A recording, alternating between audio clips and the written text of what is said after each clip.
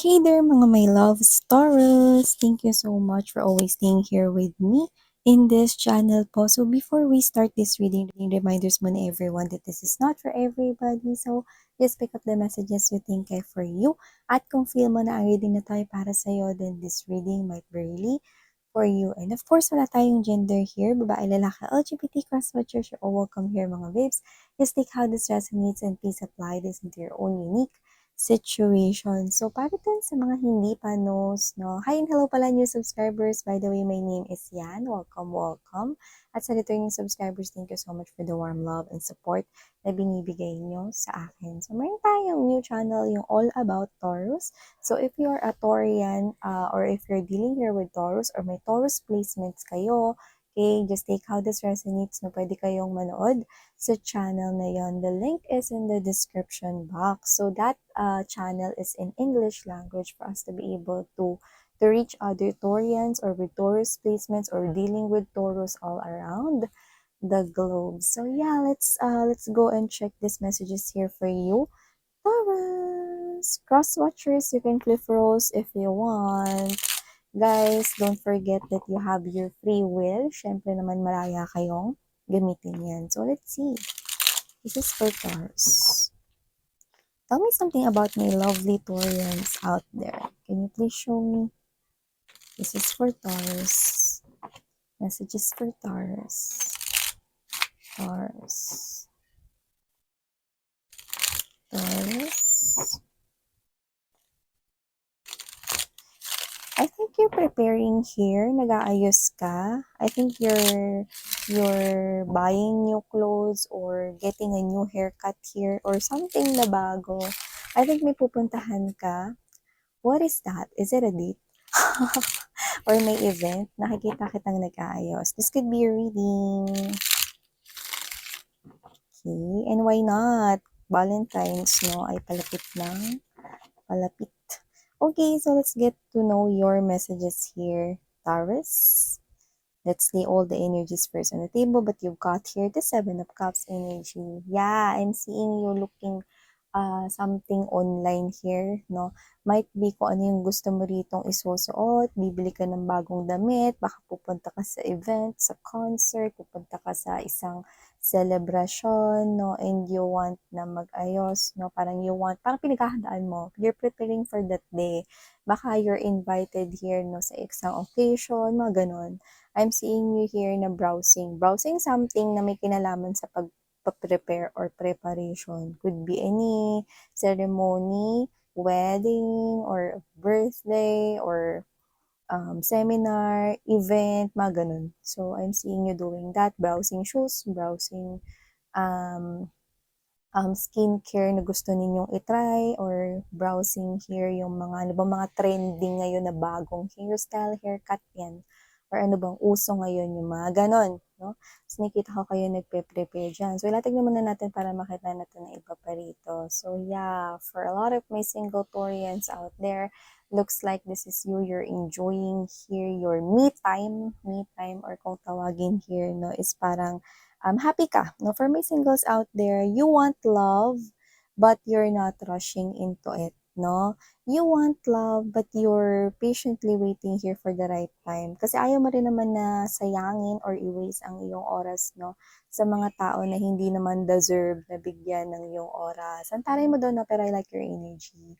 Kasi that is the energy here of someone na alam kung sino yung dapat niyang patuloyin sa buhay niya. Tsaka ang hanap mo is yung forever na. No? Hindi yung basta may kausap lang. This is you looking here for that serious commitment, and if that person here is not yet na nakikita mo pa, then it's okay for you. Okay? I'm seeing you enjoying here your own company, your own self na ibig sabihin nun, no? Or you're so thrive together with your friends and your family, no? Nag-enjoy ka, no? At happy kayo, nakikita ko rito. But I do pick up that someone here will definitely may makakausap ka na, and it has something to do with online. So you could be talking with this person more likely sa online. Could be, I'm seeing heart. So definitely, maaring makita mo siya as a lover potential, okay? There's that potential na makita mo siya as someone na naku, puwede ako ma-inlove dito or baka ma-inlove ako sa kanya, may gano'n ka 'no. So this is someone new for my singles out there. And wala tayong gender of course, pero nakikita ko may makakausap ka online wherein nakakita tayo ng heart. So ibig sabihin 'no, maaaring ma-inlove or maisip mo na baka dito ka na sa person na ito ma-inlove. You will see the potential definitely. That heart really looks like very sweet and puffy. Color pink yung nakita kong heart dito. So it looks like this will bring out no that cute and funny side and sweet side of you. Yan. So nakikita ko dito mga babes no na may ka makakausap, no, makikilala something to do with online or baka mag-usap lang kayo more likely sa online pero posibleng makilala mo siya, no? Ipakilala siya sa'yo, I mean, or makilala mo siya dun sa event na pupuntahan mo or dun sa occasion na pupuntahan mo. Look at that!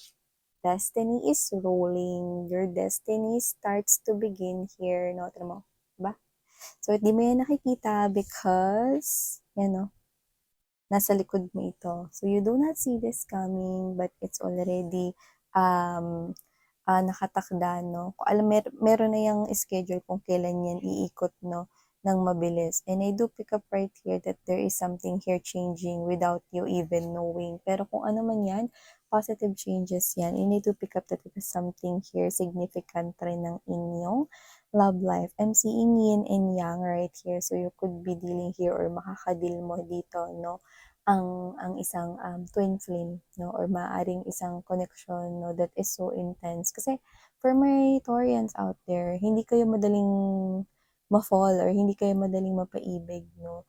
It will take time talaga no, para makita mo yan. But this energy is so strong that it has this potential na maaring twin flame mo siya. Pero yun nga, no, this will definitely bring out something, no, positive in you. Like, meron kang magagawa at matutuklasan sa sarili mo, no, na parang kaya mo palang gawin yun. And this person here, siya yung nagtulak sa'yo na magawa yung bagay na yun or siya yung nagtulak sa'yo rito, no, na magdagdag ng confidence, no, para madiscover mo sa sarili mo, ano man yun, no. Meron siya ritong gagawin kung saan siya lang yung tanging nakapag palabas nung ganong klase ng katangian na yun sa'yo, no. Yan. This is so intense that you might think of running away from this person here, but I do not see you doing that. Okay? Yun ang nakikita ko rito. Yan. So yeah, latag naman na natin lahat. You also have here the Four of Pentacles energy, Knight of Wands, present right here, and the Knight of Swords. Yeah, I'm seeing two options right here when it comes to love. Maaaring kaedad mo lang sila both or hindi nagkakalayo yung mga ages ninyo kung age man ang nakikita natin here, but wala tayong gender, wala rin tayong age dito sa tarot at wala rin tayo ritong time. Pero sa nakikita ko pareha sila rito na maaaring dumating no ng halos sabay or halos magkasunod lang sa buhay mo. This is the energy here of new individual. So if you're connecting here with someone, I do see someone here na paparating pa, may isa pa. So meron ka ritong options when it comes to romantic and love, no? Relationship or connection. So, nakikita ko dito na posibleng dalawa ang makausap mo. Yung isa, parehas sila, no? Parehas sila rito na very expressive at nagiging very expressive sa kanilang feelings and emotions sa'yo, Taurus. Yung nakikita ko. Yung isa, nakikita ko rito, no, na, na puro siya action. Hindi siya yung madaldal, pero puro siya actions. Yun yung maganda. Okay? Parang hindi niya na kailangan sabihin, gagawin niya na yun. At yung isa naman, no, nakikita ko rin yung action, nag-express lang siya sa'yo. Kaya lang, meron ako napapansin sa energy niya. Sa nakikita ko rito, hindi pa siya yung energy na talagang makikita yung commitment sa'yo. One of them is your soulmate. Not just your soulmate, your twin flame soulmate right here. Okay? I'm seeing two people coming here towards you. One is hindi siya gano'n kasalita, no? Pero marami siyang gawa, okay? At yung gagawin niya will definitely bold moves, no? Kung saan ipapakita niya talaga sa'yo sa pamamagitan ng kanyang mga actions. No? Action speaks louder than words siya, no? Kung gaano ka ka-espesyal or magiging espesyal sa kanya. At yung isa naman, no, expressive din when it comes to emotions and feelings, pero hindi ko pa nakikita na makikita ka niya as the one for him or her. So, nakikita ko pa na parang hindi siya yung talagang ready to commit to you. Pero i-express niya sa'yo yung kanya ritong admiration and um, sasabihin niya, I'm getting that word na inspired, no? Inspired siya sa'yo or dahil sa'yo na motivate siya kind of thing. So, I'm seeing actions being done by these two energies here, but I'm seeing that kung sino yung action speaks louder than words, siya yung nakikita ko rito na seryoso talaga. Like, in an instant, that person will definitely think that you are the one for him or her. See? But syempre, use your intuition, okay? Kung sino dapat ang iyong piliin. Malalaman mo yan, no? Malalaman mo yan kung ano yung sinasabi ko, basta yun yung hint at clue, no? Na siya ay puro gawa, no? Kesa sa salita. Yan. And also, nakikita ko rito, no? Na meron ditong para kayong bibilhin. Iba pa 'to, dun sa kaninang sinasabi ko na may tinitingnan kayo na pupunta kayo sa occasion or nag-aayos kayo, na meron kayong parang bibilhin, ipe-purchase 'no. Pero maaaring hindi pa kayo makapagdesisyon agad, 'yan 'no. So nakikita ko dito mga babes 'no, na kinakailangan niyong gumawa ng desisyon. Yung iba kasi parang yung ipe-purchase ninyo 'no is something here na na mahal or expensive or mataas yung value of money nun. So, kung ano man yung bibilhin mo na yun, pinag-iisipan mong mabuti. So, dalawa yung nakukuha ko. Either ibibigay mo yung regalo or ikikip mo yun no, as an investment. Okay? So, it's either jewelry yun or bibili ka rito ng kunwari, let's say car or house, no? Like mataas yung value nun. Yan, no? So, either investment yung tinitingnan mo or igigive mo yon as a present or as a gift. Yan, no? To someone really, really close to you. Kung gift yan. So, pwedeng yan ay para sa mama mo, sa parents mo, no? Sa father mo, ganyan. So, nakikita ko yan. Someone here na nagbigay ng so much care, pag-aalaga sa'yo. Could be really a parent figure. Yan. If that is a gift. And you also have here this Three of Swords energy, the High Priestess, and there's this King of Pentacles. Oh, someone here, no? Kung meron man kayo ngayon na ka-in relationship, nakikita ko rito, no, na kung sino man tong tao na to, na medyo nagtatampo siya sa'yo, nagdadamdam siya, pero hindi siya nagsasalita. Or hindi niya sinasabi kung ano yung reason, no? Alamin mo daw, figure it out mo sa sarili mo. Or pwedeng kayo to, no?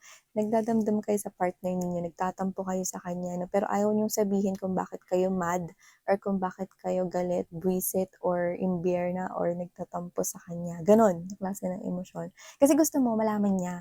Mag-reflect siya, ano ba yung kasalanan niya sa'yo. Yung nakikita ko rito, no? Pero nakikita ko na daan lang yan. Kasi kung meron ka man ka-in relationship ngayon, nakikita ko yan, no?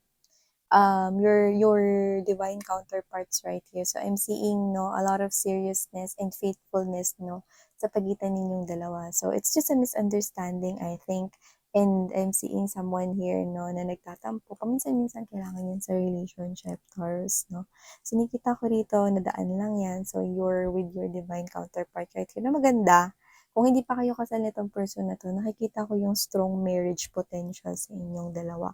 At nakikita ko rito na pwedeng nakilala mo siya sa iyong workplace or sa iyong business. You could be a business owner or entrepreneur but doesn't have to be, but you could have both. Could be working in a company or you could also owning here a business, whatever.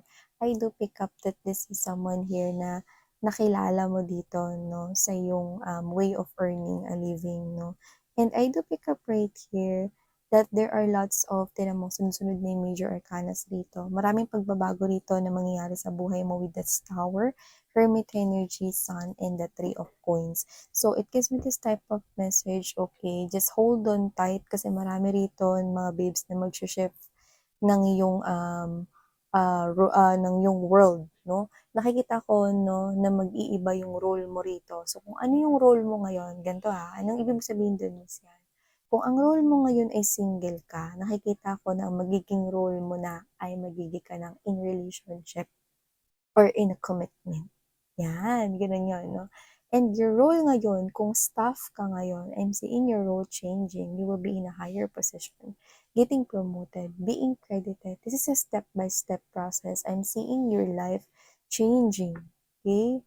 There are, big turn of events, huge turn of events 'no, at isa sa pinakamalaking pagbabago na nakikita ko dito sa buhay mo, yung buong life mo magbabago yan, pero ang pinaka nakikita ko magbabago dito talaga is yung pinansyal.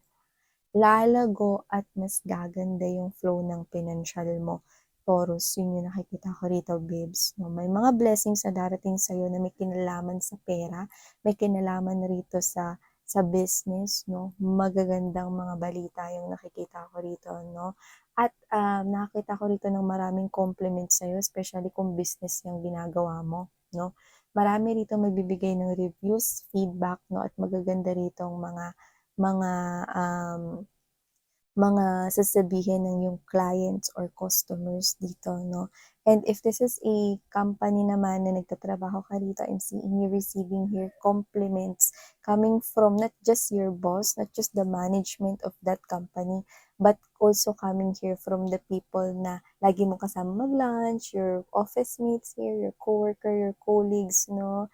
And okay, I do pick up this is somewhat cute, no? Meron kayong kapitbahay na laging kausap, no? I'm seeing that that person will compliment you now. Like, hindi siya yung nagko-compliment sa'yo palagi, pero ngayon iko-compliment ka niya.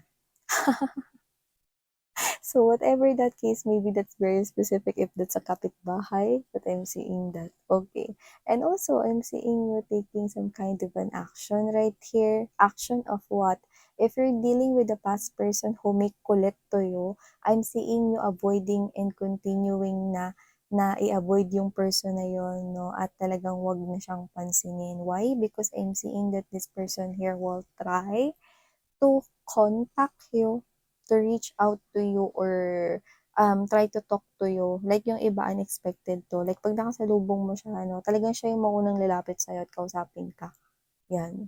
So that person will definitely insist communication or insist having a conversation here with you, but you will definitely avoid and say no. Yan. Para kayo magpapatintero dito. So, ito nakita ko mga messages for you, Taurus. Thank you so much sa Sarang 11 Light.